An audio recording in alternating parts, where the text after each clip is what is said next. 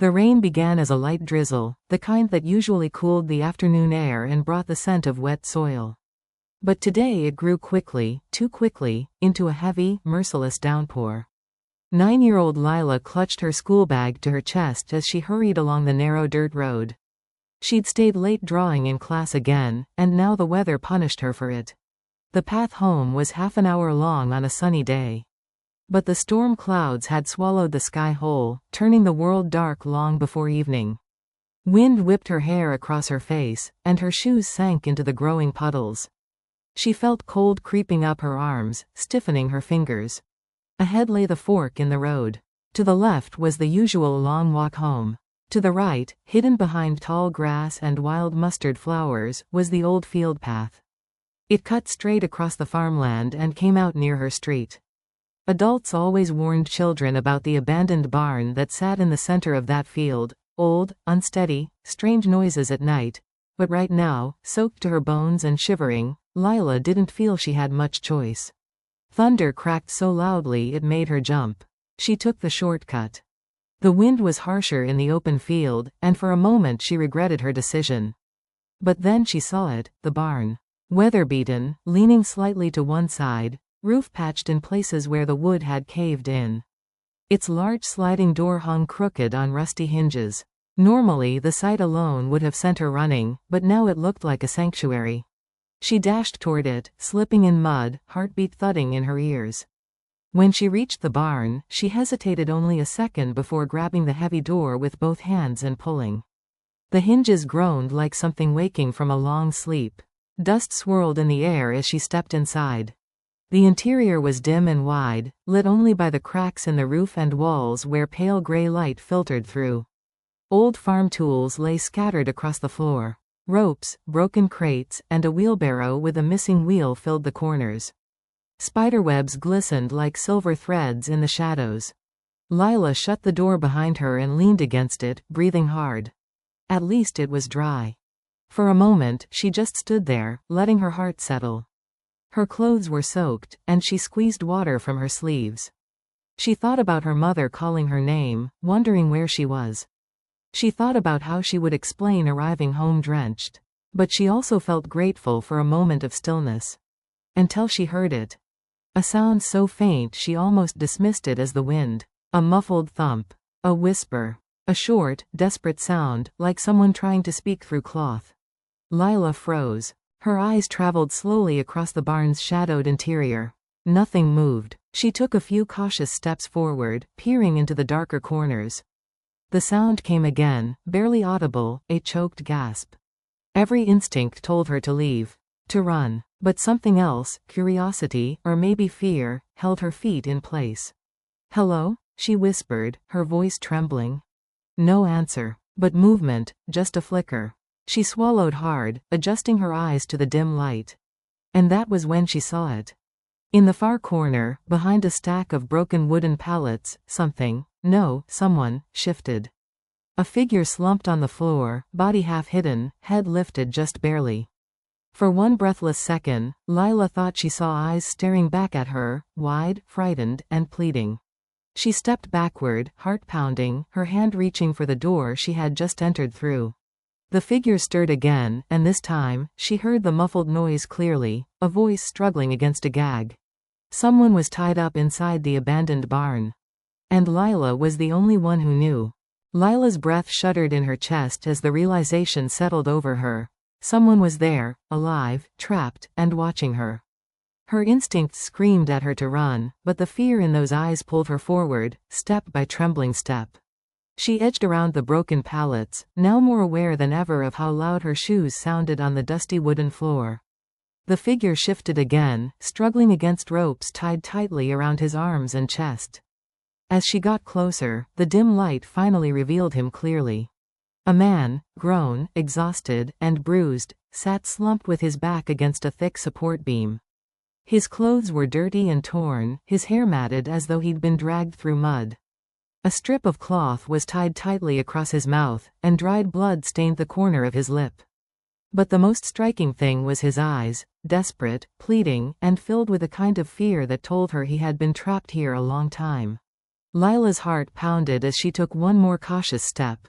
The man shook his head quickly, signaling her not to scream, not to make a sound. His chest rose and fell fast. He was terrified, too. With small, trembling hands, Lila reached toward the gag. Her fingers hesitated. What if he was dangerous? What if freeing him put her in more trouble than she already feared? But then he blinked slowly, as if saying, please. She swallowed hard and pulled the cloth down. The man gasped sharply as cool air hit his mouth. He coughed, voice raw and weak from hours, maybe days, of silence. Please, he rasped, barely above a whisper. Help me.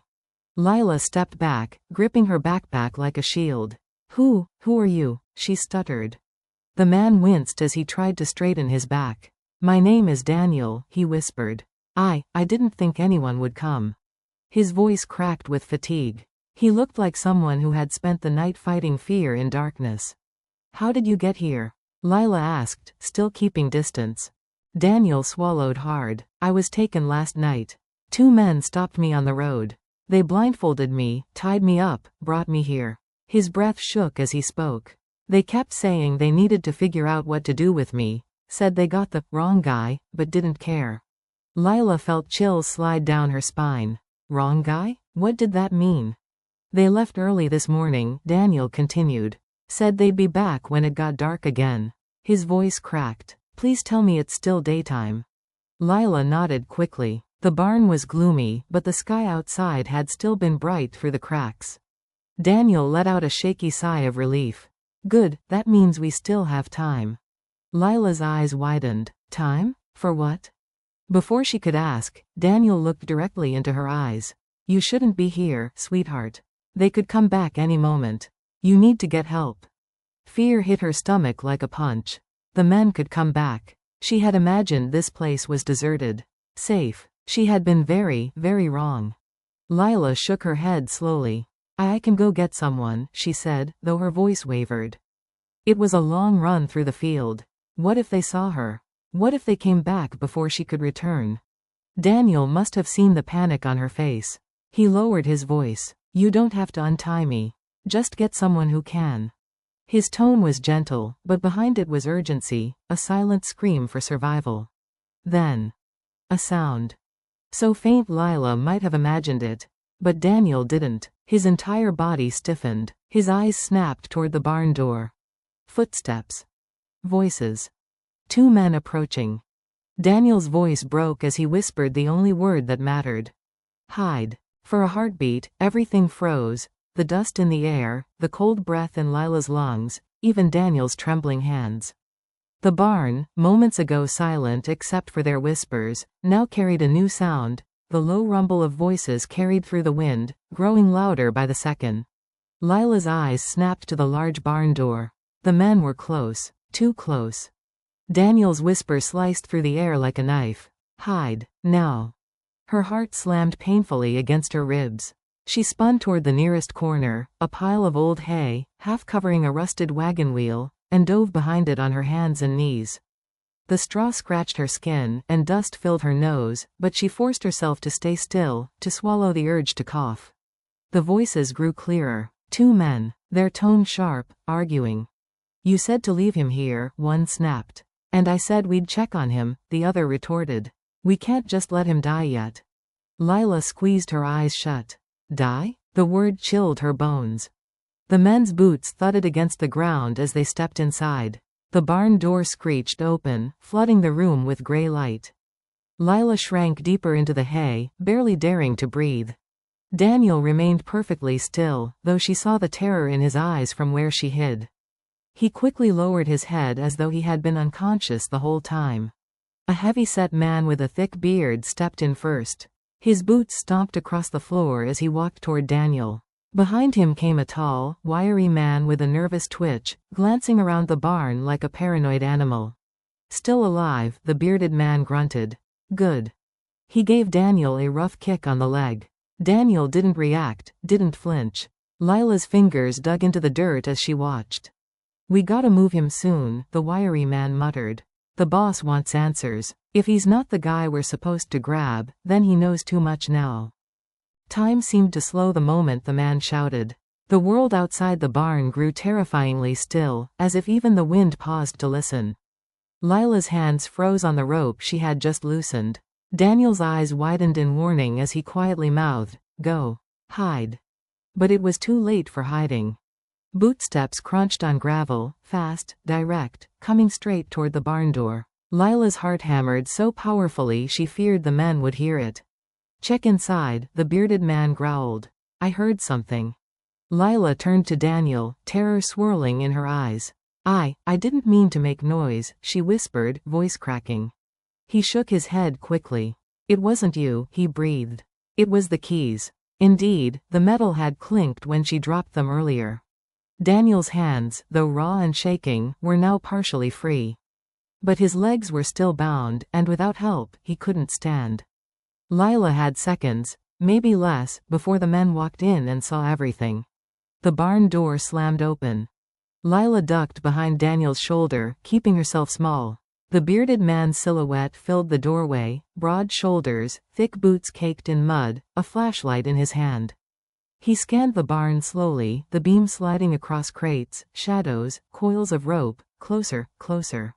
Lila held her breath so long her lungs burned. Daniel slumped his body forward, pretending to be unconscious again.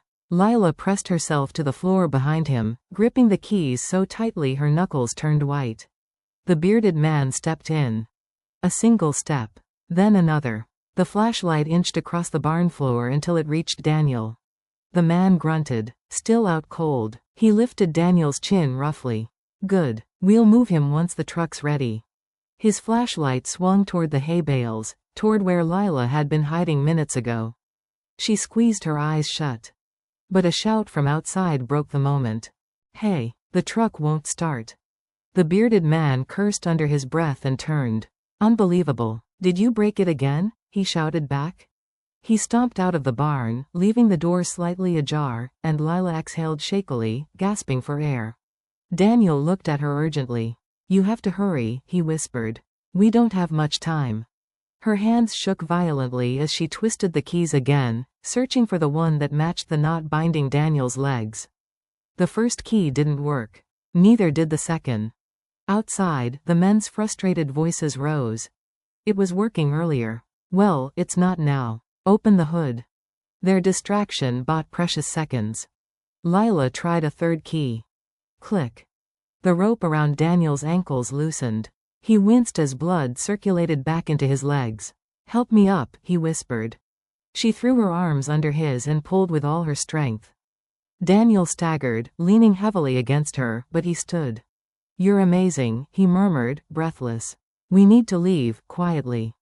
The barn's back door, a smaller, warped wooden door hidden behind a stack of crates, was half open, swaying gently in the breeze. Daniel pointed to it. "That way." Lila nodded and guided him across the barn, each step slow, deliberate. The creaking wood threatened to betray them with every movement. As they neared the back door, Daniel suddenly froze. The wiry man's voice cut through the air, angry, suspicious. "Why's the barn door open again? I swear I closed it." Daniel and Lila exchanged a horrified look. The wiry man began walking toward the barn. "We have to run," Daniel whispered urgently, voice cracking. Lila shoved the door open wider, helping him through. The tall grass outside brushed against their legs as they slipped into the field. Wind rushed around them, carrying their labored breaths away. But behind them, a shout tore through the quiet. "Hey. He's gone. He's out. The kid did this." Lila didn't look back. She grabbed Daniel's hand tightly. "Come on," she cried. "Run." The kidnappers burst out of the barn, fury exploding in their voices as they sprinted after them. Lila's legs burned. Daniel limped badly but pushed himself forward. The men were gaining. Then, a distant sound. A growing hum. An engine. A vehicle. Lila felt hope flare in her chest. But she didn't dare stop running. The hum of an engine grew louder, steady, smooth, nothing like the sputtering truck the kidnappers were fighting with. Lila's legs pumped harder, her breath sharp and ragged. Daniel stumbled beside her, leaning heavily on her small shoulder, but refusing to fall. Just a little farther, she panted, even though she wasn't sure where farther was. The field stretched endlessly, long blades of grass whipping at their legs. Behind them, the kidnappers roared in fury. They're right there. Hurry, they're heading toward the road. Daniel nearly collapsed. Lila pulled him upright, tears of fear and exhaustion streaming down her face. Please, she whispered, not to Daniel, not to herself, but to whatever force might help them, please let someone be there. The engine grew louder. And louder. And then, red and blue lights flashed through the tall grass. A police car burst into view, tires skidding as it turned sharply onto the dirt path that skirted the field. Lila's heart leapt into her throat. Relief washed over her so strongly her knees buckled. Help, she screamed, waving her free arm wildly. Help us. The police cruiser braked hard, gravel spraying. 2 officers leapt out before the car fully stopped. One of them, a tall woman with her hair pulled back, ran straight toward Lila and Daniel. The kidnappers froze only a moment, then turned to run. Stop, the officer bellowed, drawing closer with surprising speed. Her partner chased the fleeing men across the field, shouting warnings. The grass thrashed violently as they ran. A moment later, there was a thud, then a yelp. One of the kidnappers tackled to the ground. The second man didn't get far. More sirens wailed in the distance. Backup was coming. Lila, still trembling, clung to Daniel's arm as the officer knelt beside them. Are you hurt? The officer asked gently. Daniel nodded weakly. Tied up all night. His voice broke. She saved me. Lila lowered her head, suddenly shy now that danger had passed. You're very brave, the officer said softly, placing a hand on Lila's shoulder. Both of you are safe now. Within minutes, paramedics arrived. They carefully lifted Daniel onto a stretcher, checking his breathing and pulse.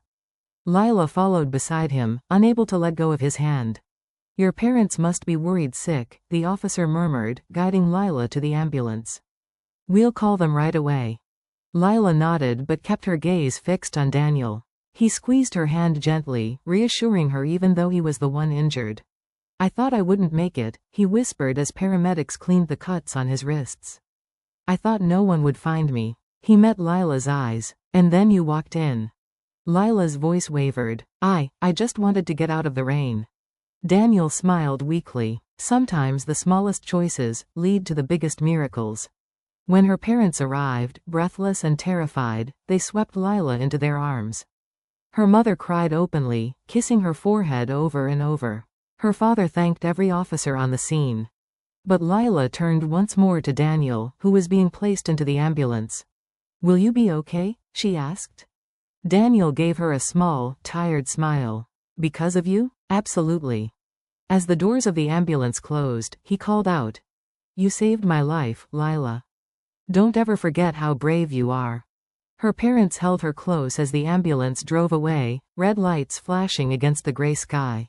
Later, the town would talk about her, a little girl who wandered into an abandoned barn and uncovered a kidnapping. Reporters would ask questions. Neighbors would stop her on the street to thank her. But for Lila, the memory remained simple. A rainy day. A dangerous discovery. And a moment where she had to choose fear or courage. She had chosen courage. And in doing so, she saved a life that might have been lost forever.